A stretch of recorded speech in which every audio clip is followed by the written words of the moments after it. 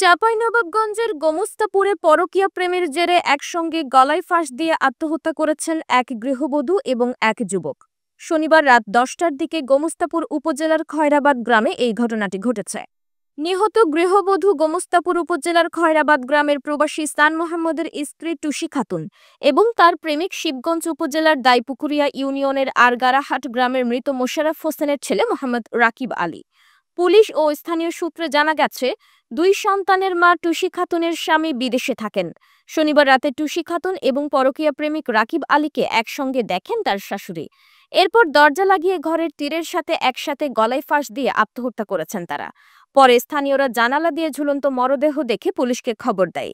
পরে ঘটনাস্থলে গিয়ে দুজনের ঝুলন্ত মরদেহ উদ্ধার করেছে পুলিশ। স্থানীয় বাসিন্দা আশরাফুল ইসলাম জানিয়েছেন, শাশুড়ি দেখার পর থেকে ঘরের দরজা বন্ধ করে রাখে টুসি খাতুন। বারবার ডাক দিলেও না খুললে জানালা দিয়ে দেখা যায় তাদের মরদেহ ঝুলছে।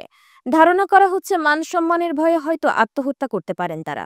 গোমস্তাপুর থানার ভারপ্রাপ্ত কর্মকর্তা খায়রুল বাশার জানিয়েছেন, প্রাথমিকভাবে ধারণা করা হচ্ছে পরকীয়া প্রেমের জেরে শাশুড়ি দেখে ফেলাই এই আত্মহত্যা ঘটনা ঘটতে পারে। এই বিষয়ে প্রয়োজনীয় আইনানুগ ব্যবস্থা গ্রহণ প্রক্রিয়াধীন রয়েছে।